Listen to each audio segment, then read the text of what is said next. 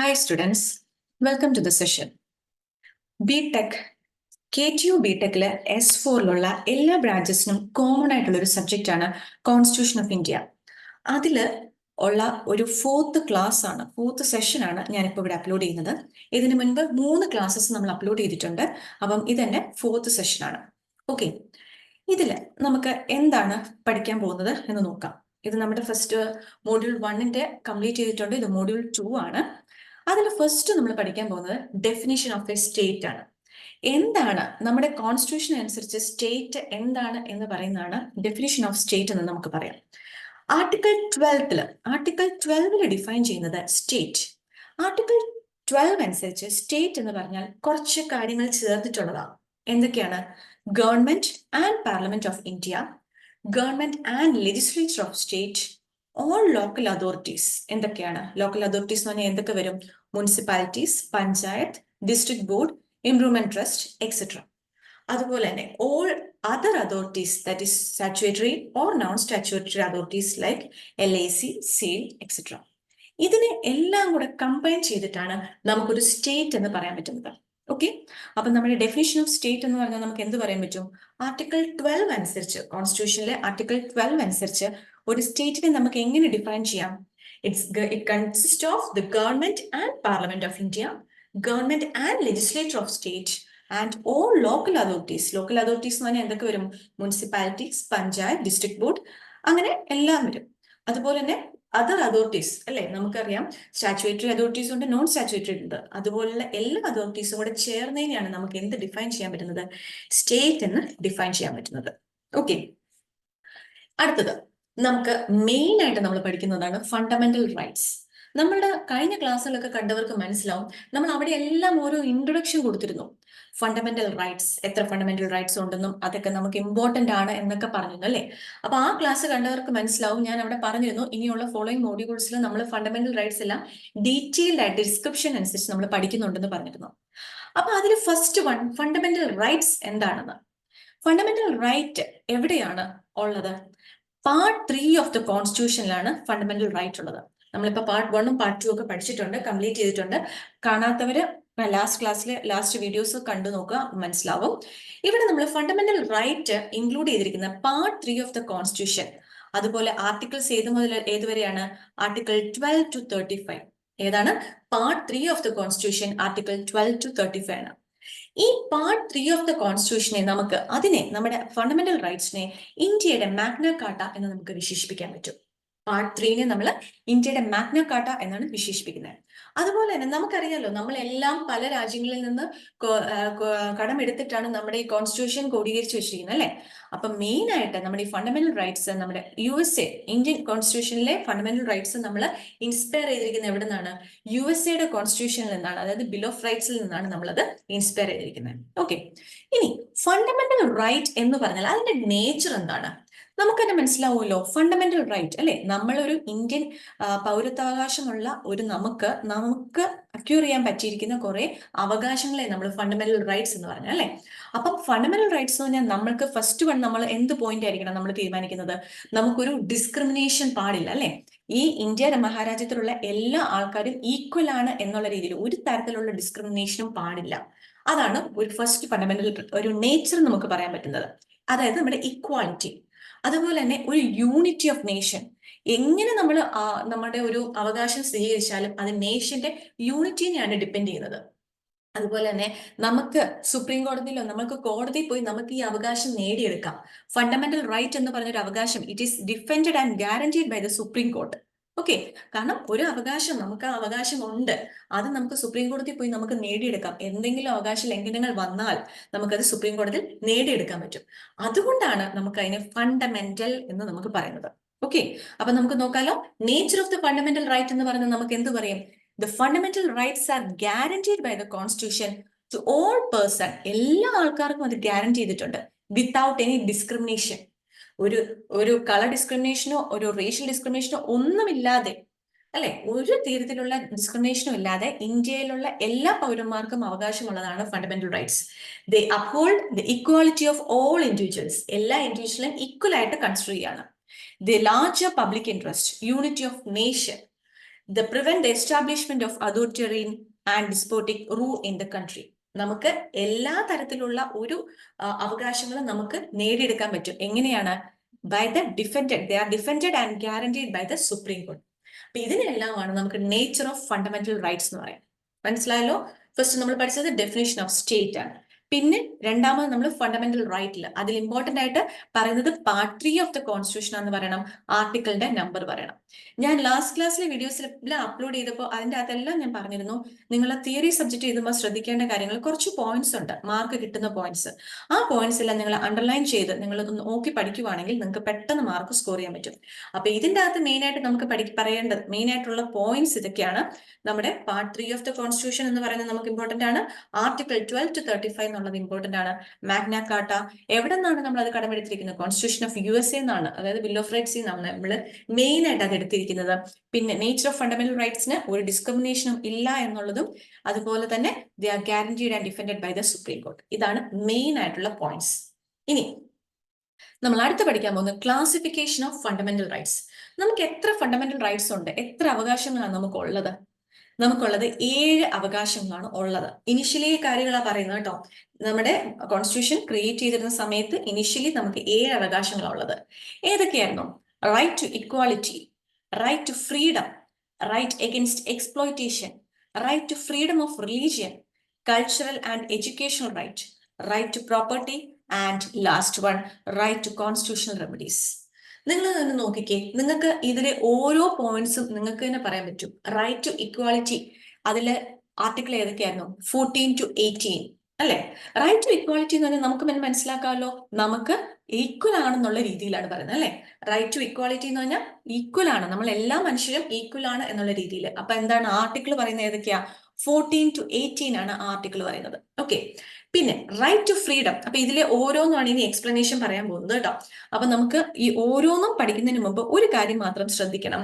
നമ്മുടെ 44th അമെൻമെന്റ് act, പല അമെൻമെന്റ് ആക്ടുകളും നമ്മൾ പറഞ്ഞിരുന്നു. അതിൽ അമെൻമെന്റ് എന്ന് പറഞ്ഞാൽ എന്താണെന്ന് ഞാൻ ലാസ്റ്റ് ക്ലാസ്സിൽ പറഞ്ഞിട്ടുണ്ട്. അമെൻമെന്റ് എന്ന് പറഞ്ഞാൽ നമുക്ക് ഓൾറെഡി ഉള്ള കോൺസ്റ്റിറ്റ്യൂഷനിൽ ഒരു ചേഞ്ച് വരുമ്പോൾ ആ ചേഞ്ചിന്റെ പേരാണ് അമെൻമെന്റ് എന്ന് പറഞ്ഞാൽ. അപ്പൊ നമ്മുടെ 44th അമെൻമെന്റ് ആക്ട് ക്രിയേറ്റ് ചെയ്തിരിക്കുന്ന വർഷം എന്ന് പറഞ്ഞാൽ 1978 അപ്പൊ ആ 1978 നമ്മുടെ ഈ റൈറ്റ് ഉണ്ടല്ലോ, റൈറ്റ് ടു പ്രോപ്പർട്ടി, സ്വത്തവകാശം എന്ന് പറയും മലയാളത്തില്. ആർട്ടിക്കിൾ 31 സ്വത്തവകാശം, റൈറ്റ് ടു പ്രോപ്പർട്ടി, അതെടുത്ത് മാറ്റി അത് ജസ്റ്റ് ഒരു എന്താ പറയേണ്ടത്, ആർട്ടിക്കിൾ ഒരു ലീഗൽ റൈറ്റ്, ഒരു അവകാശം മാത്രം, അവകാശമല്ല ഒരു ലോ മാത്രമാക്കിയാ മാറ്റുക ചെയ്തത്. ആർട്ടിക്കിൾ 300A നമ്മൾ മാറ്റിയിരിക്കുന്നത്. അപ്പൊ നമുക്ക് ഇപ്പൊ ശരിക്കും പറഞ്ഞാൽ ടോട്ടലി എത്ര ഫണ്ടമെന്റൽ റൈറ്റ്സ് ആണ് ഉള്ളത്? 6 ഫണ്ടമെന്റൽ റൈറ്റ്സ് ആണുള്ളത്. ഓർക്കുക, നമ്മുടെ ഇനിഷ്യലി നമുക്ക് 7 ഫണ്ടമെന്റൽ റൈറ്റ്സ് ഉണ്ടായിരുന്നു. Right to equality, right to freedom, right against exploitation, right to freedom of religion, cultural and fundamental right, right to property and last one right to constitutional remedies. ഇതില് right to property, അതായത് article 31 എന്നുള്ളത് നമ്മുടെ 44th അമെൻമെന്റ് act 1978 അത് മാറ്റി, അത് just ഒരു legal right ആക്കി മാറ്റി 300A നമ്മൾ മാറ്റി. ഓക്കെ. അപ്പൊ നമുക്കിപ്പോ ടോട്ടലി എത്ര ഫണ്ടമെന്റൽ റൈറ്റ്സ് ഉണ്ട്? Only 6 fundamental rights. അപ്പൊ നമുക്ക് ഫസ്റ്റ് വൺ പഠിക്കാമല്ലോ. അപ്പൊ ഇത്രയും കാര്യങ്ങൾ നമുക്ക് മനസ്സിലായെന്ന് വിചാരിക്കുന്നു. ഇതിനെ നമ്മൾ ഓരോന്നും നമ്മൾ ഡീറ്റെയിൽ ആയിട്ട് പഠിക്കാൻ പോവാണ്. ഫസ്റ്റ് വൺ ആണ് റൈറ്റ് ടു ഇക്വാലിറ്റി. അപ്പം റൈറ്റ് ടു ഇക്വാലിറ്റിയിൽ ഏതൊക്കെയായിരുന്നു നമുക്ക് പറയാനുള്ളത്? റൈറ്റ് ടു ഇക്വാലിറ്റി എന്ന് പറഞ്ഞാൽ 14 to 18. നോക്കിക്കേ, 14 to 18. ഇതിൽ നമ്മൾ ഓരോന്നും എന്താണ് എന്ന് നമ്മൾ നോക്കണം. ഫസ്റ്റ് വൺ റൈറ്റ് ടു ഇക്വാലിറ്റിയിൽ ആർട്ടിക്കിൾ 14 എന്ന് പറഞ്ഞാൽ നമുക്ക് ഓരോരുത്തർക്കും ഒരു സ്പെഷ്യൽ പ്രിവിലേജസും ഇല്ല, ഒരു എല്ലാവരും ഈക്വൽ ആണ് എന്നുള്ള രീതിയിൽ. ഇപ്പൊ റൈറ്റ് ടു ഇക്വാലിറ്റി നമ്മുടെ 14 to 18 ആണെങ്കിൽ നമുക്ക് അതിന്റെ മെയിൻ ആയിട്ടുള്ള ഒരു കണ്ടന്റ് ആണ് നമ്മൾ റൈറ്റ് ടു ഇക്വാലിറ്റി, എല്ലാവരും ഈക്വൽ ആണ്. പക്ഷെ അതിൽ ഓരോന്നും സബ് ഹെഡിങ്സ് ആയിട്ടാണ് നമ്മൾ പറയുന്നത്. ആദ്യത്തെ ആർട്ടിക്കിൾ 14 എന്ന് പറയുന്നത് എന്താണ്? It means the absence of any special privilege in favour of any person. ഒരു ആൾക്കാരും ഇമ്പോർട്ടന്റ് അല്ല, എല്ലാവരും ഈക്വൽ ആണ് എന്നുള്ളത് കറക്റ്റ് പറയുന്നത് ആർട്ടിക്കിൾ 14 രണ്ടാമത്തത് ആർട്ടിക്കിൾ 15 പറയുന്നത് എന്താ? There is no discrimination, religion, race, caste, sex or place of birth. അത് വെച്ച് ഈ 4 ഐറ്റം വെച്ചിട്ട് ഒരു തരത്തിലുള്ള ഡിസ്ക്രിമിനേഷനും ഇല്ല എന്നുള്ളത് പറയുന്ന ഏതിലാ? ആർട്ടിക്കിൾ 15 മനസ്സിലായല്ലോ? ആർട്ടിക്കിൾ 14 പറയുന്നത് എന്താ? സ്പെഷ്യൽ പ്രിവിലേജസ് ഒന്നുമില്ല. ആർട്ടിക്കിൾ 15 പറയുന്നത് based on race, caste, religion, sex or place of birth ഒന്നിലും അതിന് വെച്ചിട്ടും ഒരു ഡിസ്ക്രിമിനേഷൻ ഇല്ല. അപ്പം ആർട്ടിക്കിൾ 16 പറയുന്നത് എന്താണ്? Equality of opportunity in matter of public employment. നമ്മുടെ പബ്ലിക് എംപ്ലോയ്മെന്റ് ഉണ്ടല്ലോ, നമ്മുടെ ഗവൺമെന്റ് ജോലിയിലെല്ലാം അവിടെ എല്ലാം ഇക്വാളിറ്റി, എല്ലാവരും ഈക്വൽ ആണ്, എല്ലാ സിറ്റിസൺസിനും ഈക്വൽ ഓപ്പർച്യൂണിറ്റി കിട്ടണം എന്നുള്ള സ്റ്റേറ്റിന്റെ അണ്ടറിലുള്ള ഓഫീസർ നമ്മുടെ ഗവൺമെന്റ് സ്ഥാപനങ്ങളിൽ എല്ലാവർക്കും ഈക്വൽ ആയിട്ടുള്ള അവകാശമുണ്ട് എന്ന് പറയുന്നത് ആർട്ടിക്കിൾ ഏതാണ്? ആർട്ടിക്കിൾ 16. ആർട്ടിക്കിൾ 17 പറയുന്നത് untouchability and prohibition of its practice. അതായത് നമ്മുടെ തൊട്ടുകൂടായ്മ പണ്ട് നിലനിന്നിരുന്നത് അല്ലെ, അതെല്ലാം മാറ്റിയത് ആർട്ടിക്കിൾ 17 വഴിയാണ്. അതുപോലെ തന്നെ ആർട്ടിക്കിൾ 18 എന്താ? Abolition of titles except military and academic. നമുക്കറിയാം, നമുക്കൊരു അക്കാഡമിക്കിൽ എന്ന് പറഞ്ഞാൽ ഒരു ഡോക്ടർ അല്ലെ, നമുക്ക് PhD കിട്ടുവാണെങ്കിൽ ഡോക്ടർ കിട്ടും, അതുപോലെ മിലിറ്ററിയിലും ഉണ്ട്. അതല്ലാതെ ബാക്കി എല്ലാ ടൈറ്റിൽസും ഒരാൾക്കുള്ളൊരു ഒരു ടൈറ്റിൽ ഉണ്ടല്ലോ, ഇപ്പം മിസ്റ്റർ അല്ലെ മിസ്സസ് അങ്ങനെയുള്ള രീതിയിലല്ല, അല്ലാത്ത രീതിയിലുള്ള എല്ലാ ടൈറ്റിൽസും മാറ്റി അബോളിഷ് ചെയ്തിരിക്കുന്നതാണ് ആർട്ടിക്കിൾ 18 എന്ന് പറഞ്ഞാൽ. നിങ്ങൾക്ക് മനസ്സിലായല്ലോ? റൈറ്റ് ടു ഇക്വാലിറ്റി ആണ് ഞാനിപ്പോ പറയുന്നത്. Right to equality article 14 to 18 ആണ്. അതിൽ ഓരോന്നും നമ്മൾ പഠിച്ചിരിക്കണം, അതാണ് ഇമ്പോർട്ടന്റ് ആണ്. ആർട്ടിക്കിൾ 14 to 18 ആണ് നമ്മൾ പറയുന്നത്. എന്താണ് 14 to 18 ആദ്യം നമ്മൾ പറഞ്ഞത് ആർട്ടിക്കിൾ 14 ആണ് അല്ലെ. ആർട്ടിക്കിൾ 14 എന്ന് പറഞ്ഞാൽ ഒരു സ്പെഷ്യൽ പ്രിവിലേജസും, ആർക്കും ഒരു സ്പെഷ്യൽ പ്രിവിലേജസും ഇല്ല, ഒരു ഫേവർ ഓഫ് പേഴ്സണിലും ഒന്നും ഇല്ല എന്നുള്ള രീതിയിൽ. ആർട്ടിക്കിൾ 15 പറഞ്ഞത് എന്തായിരുന്നു? നമുക്ക് ആർട്ടിക്കിൾ 15 പറയുന്നത് prohibition of discrimination based on ഏതാണ്? Religion, race, caste, sex or place of birth. ഇത് വെച്ചിട്ട് ഒരു തരത്തിലും നമുക്ക് ഡിസ്ക്രിമിനേഷൻ ഇല്ല എന്നുള്ള രീതിയിലാണ്. അടുത്ത ഏതായിരുന്നു? ആർട്ടിക്കിൾ 16 അല്ലെ. ആർട്ടിക്കിൾ 16 നമ്മൾ പറയുന്നത് എന്തായിരുന്നു?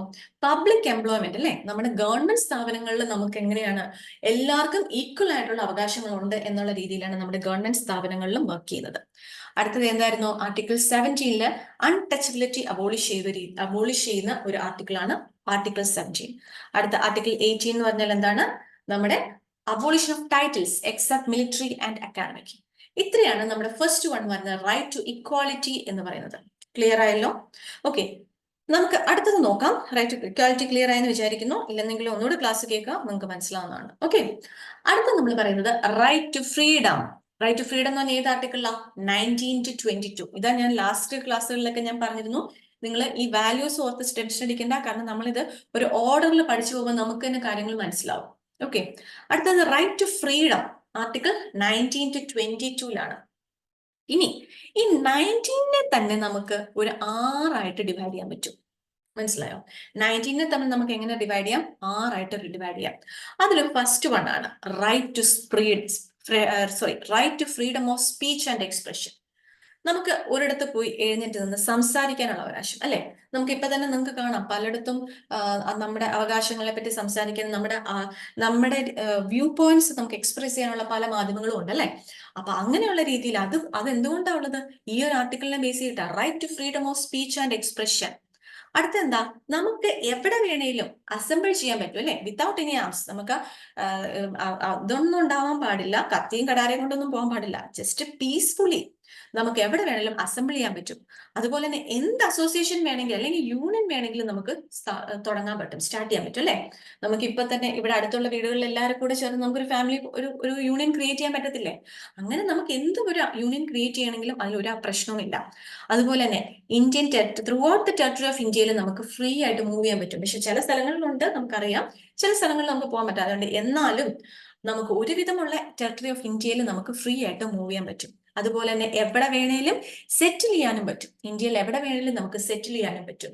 അതുപോലെ തന്നെ ഏത് ജോലി വേണമെങ്കിലും നമുക്ക് സ്വീകരിക്കാനും പറ്റും അല്ലെ. ഇതൊക്കെ നമ്മുടെ ഡെയിലി ലൈഫിനെ വെച്ചിട്ട് നമുക്ക് പറയാൻ പറ്റുമല്ലോ. നമ്മൾ രാവിലെ എന്നിട്ടും നമുക്ക് ഇഷ്ടമുള്ളത് പറയുന്നത്, എനിക്കത് വേണം, എനിക്കിത് വേണം പറയുന്നുണ്ടല്ലേ. അതെല്ലാം freedom of speech and expression എന്ന് പറയാൻ പറ്റും. അതുപോലെ തന്നെ നമുക്ക് ക്ലാസ്സിൽ ചെന്നിട്ട് എല്ലാവരുടെ കൂട്ടം കൂടി എന്ന് വർത്താനം പറയുന്നു, അത് അസംബിൾ ചെയ്യുന്നതാ. പിന്നെ ക്ലാസ്സിൽ തന്നെ പല പല യൂണിയൻസ് ക്രിയേറ്റ് ചെയ്യുന്നില്ലേ, ഒരു യൂണിയൻസ് ഫോം ചെയ്യുന്നില്ലേ, അതും നമ്മുടെ ഒരു ആർട്ടിക്കിൾ വെച്ചിട്ട് നമുക്ക് പറയാൻ പറ്റും. ഇതെല്ലാം വരുന്നത് എവിടെയാ? ആർട്ടിക്കിൾ 19 വരുന്നത്. മനസ്സിലായോ? റൈറ്റ് ടു ഫ്രീഡം എന്നുള്ള ആർട്ടിക്കിൾ 19 വരുന്നതാണ്. right to freedom of expression, speech and expression, right to assemble peacefully without arms, right to form association, right to move freely throughout the territory of India, right to reside and settle in any part of the territory of India, right to practice any profession. നമുക്ക് എന്ത് ജോലി വേണേലും ചെയ്യാം എന്നുള്ളത് നമുക്ക് വരുന്നത് എവിടെയാണ്? നമ്മുടെ ആർട്ടിക്കിൾ 19 റൈറ്റ് ടു ഫ്രീഡത്തിന്റെ അകത്ത് വരുന്നതാണ്. അപ്പൊ ഇതാണ് ആർട്ടിക്കിൾ 19 എന്ന് പറഞ്ഞാൽ. കാര്യം മനസ്സിലായല്ലോ? റൈറ്റ് ടു ഫ്രീഡം കംപ്ലീറ്റ് ചെയ്തിട്ടില്ല, ആർട്ടിക്കിൾ 19 ആണ് നമുക്ക് കംപ്ലീറ്റ് ചെയ്തത്. ഓക്കെ, ഇനി നമ്മൾ പറയുന്നത് ആർട്ടിക്കിൾ 19 കഴിഞ്ഞിട്ടുള്ള ആർട്ടിക്കിൾ 20 ആണ് അടുത്ത് പറയുന്നത്. ഓക്കെ, ആർട്ടിക്കിൾ 20 എന്ന് പറഞ്ഞാൽ നമുക്ക് ഇതിന്റെ അകത്തുള്ളതെന്ന് വെച്ചാൽ നമ്മുടെ ഒഫൻസസ്, നമുക്ക് എന്താ പറയുക, protection in respect of conviction of offences. നമുക്ക് എന്തെങ്കിലും നമ്മുടെ ഒരു എന്താ പറയുക, നമ്മൾ ചെയ്ത തെറ്റുകൾക്കെതിരെ നമുക്ക് കോടതി പോവാം, അങ്ങനെ ഒരു രീതിയിൽ. അപ്പൊ നമുക്ക് അതിനുള്ള പ്രൊട്ടക്ഷൻ ഉണ്ട്. അതിനെയാണ് നമ്മൾ ആർട്ടിക്കിൾ 20 പറയുന്നത്. ആർട്ടിക്കിൾ 21 പറയുന്നത് protection of life and personal liberty. നമ്മുടെ ജീവന് നമുക്കൊരു പ്രൊട്ടക്ഷൻ കിട്ടുന്നുണ്ട് അല്ലെ, അതിനെയാണ് നമ്മൾ പറയുന്നത് ആർട്ടിക്കിൾ 21. അതുപോലെ തന്നെ ആർട്ടിക്കിൾ 21A ഉണ്ട്, ഒരു സബ് അല്ലെ. അവിടെ നമുക്ക് എലമെന്ററി എഡ്യൂക്കേഷൻ. എന്താ എലമെന്ററി എഡ്യൂക്കേഷൻ എന്ന് പറഞ്ഞാൽ ഏജ് 6 to 14 years, 6 മുതൽ 14 വരെയുള്ള വയസ്സുള്ള പിള്ളേർക്ക് നമുക്ക് കമ്പൽസറി എഡ്യൂക്കേഷൻ കൊടുക്കണം എന്നുള്ള ഒരു ഗവൺമെന്റ് പദ്ധതിനെയാണ് നമുക്ക് എന്ത് പറയുന്നത്, article 21A right to elementary education. അടുത്തത് ഏതാ? ആർട്ടിക്കിൾ 22 എന്ന് പറഞ്ഞാൽ protection against arrest and detention in certain cases. Arrest ചെയ്യുന്നതും അതുപോലെ തന്നെ തടവിൽ വെക്കുന്നത് അല്ലെ, അതിനുവേണ്ടി എതിരായിട്ടുള്ള ഒരു പ്രൊട്ടക്ഷൻ ആണ് ആർട്ടിക്കിൾ 22 ഇത്രയും മനസ്സിലായോ? ഇതാണ് നമ്മുടെ right against freedom, right to freedom എന്ന് പറഞ്ഞാൽ. അടുത്തത് റൈറ്റ് അഗൈൻസ്റ്റ് എക്സ്പ്ലോയിറ്റേഷൻ എന്നുള്ളത്. എക്സ്പ്ലോയിറ്റേഷൻ എന്ന് പറഞ്ഞാൽ നമ്മളെ ചൂഷണം ചെയ്യുന്നതിനെതിരായിട്ടുള്ളതിനെയാണ് നമ്മൾ അടുത്തത് പറയുന്നത്. റൈറ്റ് അഗൈൻസ്റ്റ് എക്സ്പ്ലോയിറ്റേഷൻ നിങ്ങൾ തന്നെ പറഞ്ഞ, ഇപ്പൊ നമ്മൾ 22 വരെയായി അല്ലേ ആർട്ടിക്കിൾ.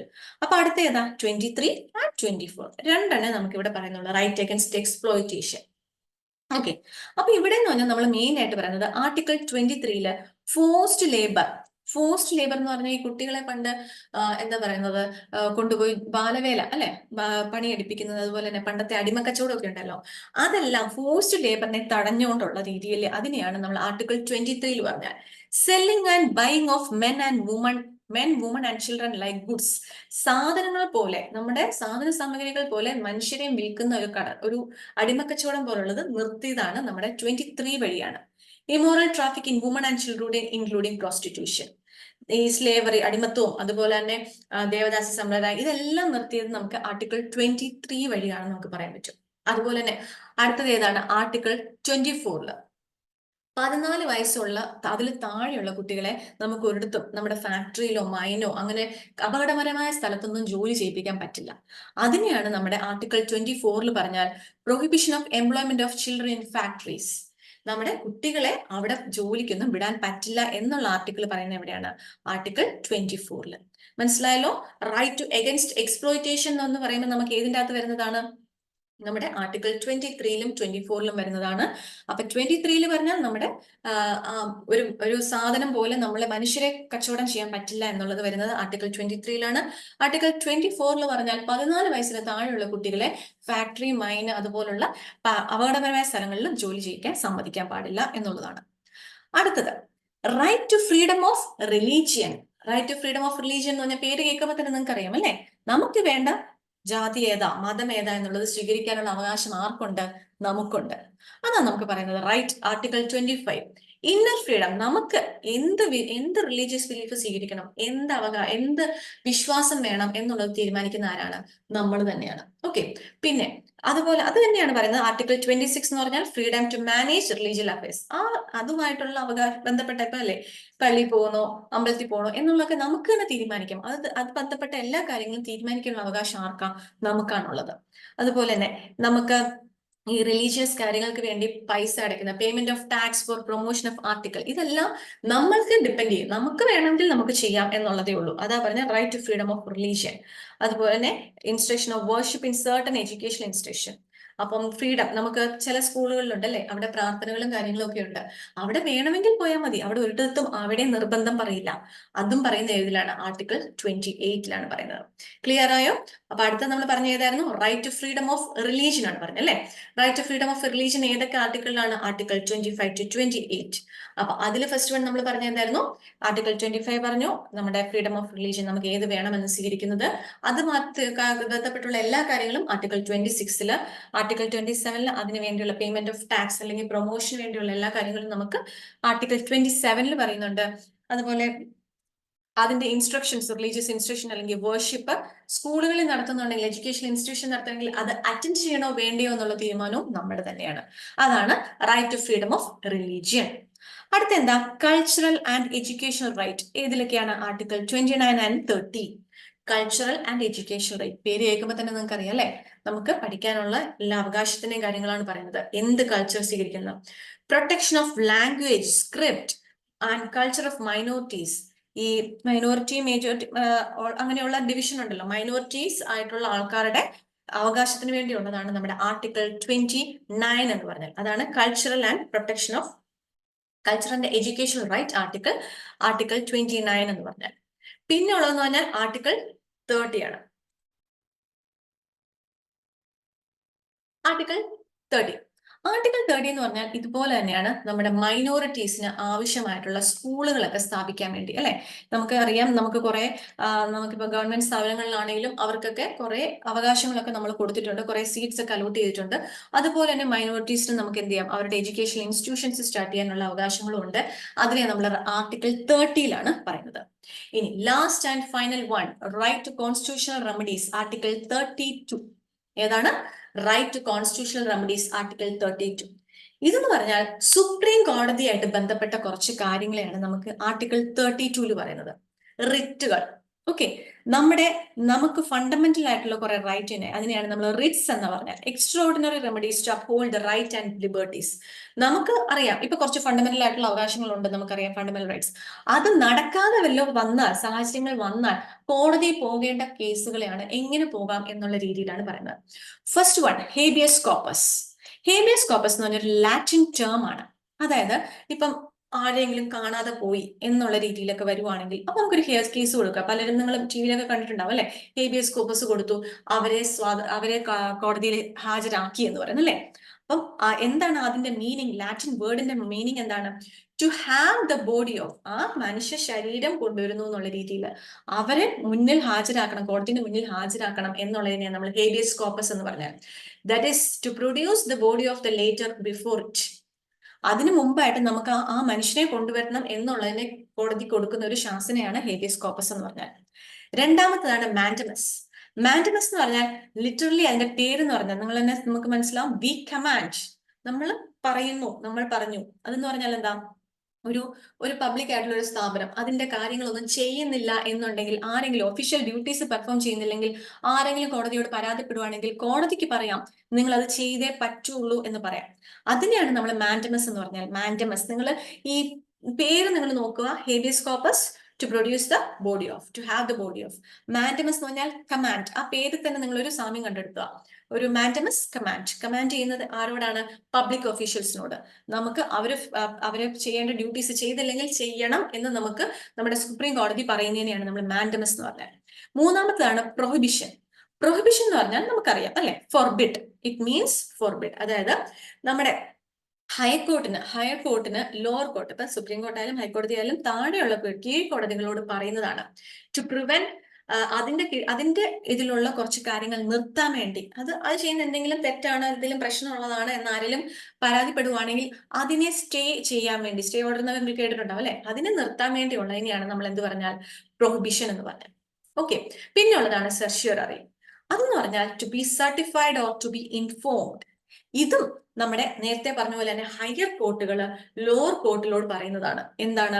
നമ്മുടെ കീഴ്ക്കോടതിയിലുള്ള കുറച്ച് കേസുകൾ, എന്തെങ്കിലും പ്രശ്നമുള്ള കാര്യങ്ങൾ, ആ കേസിന്റെ എല്ലാ കാര്യങ്ങളും നമ്മുടെ മേൽക്കോടതികളിലേക്ക് മാറ്റാൻ പറയുന്ന ഒരു കമാൻഡിനെയാണ് നമ്മൾ to be certified or to be informed എന്നുള്ള സെർഷ്യറി എന്ന് പറയുന്നത്.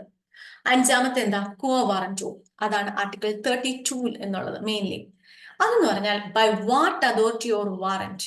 അതായത് നമ്മുടെ കോർട്ട് നമ്മൾ ഒരാള് എന്തെങ്കിലും ചെയ്തു, തെറ്റ് ചെയ്തു, അവർക്ക് അവകാശമില്ലാത്ത കുറെ കാര്യങ്ങൾ ചെയ്തു, ഒരു പേഴ്സൺ അല്ലെങ്കിൽ ഏതെങ്കിലും പബ്ലിക് ഓഫീസ്. അപ്പൊ ഈ കോ വാറന്റോ എന്ന് പറയുന്നത് പബ്ലിഷ് ചെയ്യുവാണെങ്കിൽ എന്ത് അതോറിറ്റിയിലാണ് നിങ്ങൾ അത് ചെയ്തത് എന്ന് ചോദിക്കുന്നതിനാണ് നമ്മൾ കോ വാറന്റോ എന്ന് പറഞ്ഞത്. മനസ്സിലായോ? ഇതാണ് നമ്മുടെ റൈറ്റ് ടു കോൺസ്റ്റിറ്റ്യൂഷണൽ റെമഡീസ് എന്ന് പറഞ്ഞാൽ ആർട്ടിക്കിൾ 32 വരുന്നതാണ്. എന്തൊക്കെയാണ് റൈറ്റ് ടു? അപ്പൊ അതിന്റെ അകത്ത് ഫസ്റ്റ് വൺ വരുന്ന ഹേബിയസ് കോർപ്പസ്. അപ്പൊ നിങ്ങൾ നോക്കണം, അതൊരു ലാറ്റിൻ നെയിം ആണെന്ന് ആലോചിക്കണം. പിന്നെ നമ്മുടെ body, to produce the body of the later before it എന്നുള്ളതാണ് അല്ലെ. രണ്ടാമത്തെ പറഞ്ഞാൽ മാൻഡമസ്. രണ്ടാമത്തെ പറഞ്ഞാൽ മാൻഡമസ് എന്ന് പറഞ്ഞാൽ ഇൻ ലിറ്ററലി വി കമാൻഡ്. നമ്മൾ കമാൻഡ് ചെയ്യുവാണ്. നമ്മുടെ പബ്ലിക് ഒഫീഷ്യൽസ് എന്തെങ്കിലും കാര്യങ്ങൾ ഒഫീഷ്യൽ ഡ്യൂട്ടീസ് പെർഫോം ചെയ്തില്ല എന്നുണ്ടെങ്കിൽ നമുക്ക് കമാൻഡ് ചെയ്യാം അല്ലെ. നമ്മുടെ ഹൈക്കോടതി അല്ലെങ്കിൽ സുപ്രീം കോടതി അവരോട് പറയാം അത് ചെയ്തേ പറ്റുള്ളൂ എന്ന് പറയുന്നതിനെയാണ് നമ്മൾ മാൻഡമസ് എന്ന് പറഞ്ഞാൽ പ്രൊഹിബിഷൻ, ഫോർബിഡ് ചെയ്യുന്നത്, മതി ഇനിയുള്ള കാര്യങ്ങൾ ചെയ്യേണ്ട എന്ന് കീഴ്ക്കടതികളോട് പറയുന്നത്. അതുപോലെ സെർഷ്യറി എന്ന് പറഞ്ഞാൽ സർട്ടിഫൈ ചെയ്യുന്ന അല്ലെങ്കിൽ ഇൻഫോം ചെയ്യുന്നത്. ആ കീഴ്ക്കോടതിയിലുള്ള കേസിന്റെ കാര്യങ്ങളെല്ലാം മേൽക്കോടതിയിലേക്ക് മാറ്റുന്നതിനെയാണ് നമ്മൾ സെർഷ്യറി എന്ന് പറഞ്ഞാൽ. കോ വാറന്റോ എന്ന് പറഞ്ഞാൽ നമുക്കറിയാം to enquire from the authority, എന്ത് അതോറിറ്റിയിലാണ് നമ്മൾ ചെയ്തത് എന്നുള്ളത് കാണിക്കുന്നതിനെയാണ് ചോദിക്കുന്നതിനെയാണ് കോ വാറന്റോ എന്ന് പറഞ്ഞാൽ. ഓക്കെ, ഇത്രയാണ് നമുക്ക് പറയാനുള്ളത്. നമുക്ക് ഈ ക്ലാസ്സിൽ നമ്മൾ പഠിച്ച എന്തൊക്കെയായിരുന്നു? ഡിഫിനേഷൻ ഓഫ് സ്റ്റേറ്റ് ആണ്, ഫണ്ടമെന്റൽ റൈറ്റ്സോ. ഫണ്ടമെന്റൽ റൈറ്റ്സിൽ ഇനിഷ്യലി 7 ഉണ്ടായിരുന്നു, പിന്നെ ഒരെണ്ണം മാറ്റി, അപ്പൊ 6 നമുക്കുള്ളത്. അതിന്റെ ഡീറ്റെയിൽഡ് ആയിട്ടുള്ള ക്ലാസ് ആണ് ഇപ്പൊ പഠിപ്പിച്ചത്. നിങ്ങൾക്ക് മനസ്സിലായെന്ന് വിശ്വസിക്കുന്നു. മനസ്സിലായില്ലെങ്കിൽ ക്ലാസ് ഒന്നുകൂടെ കാണുക, അപ്പം എളുപ്പമായിരിക്കും. Okay, thank you.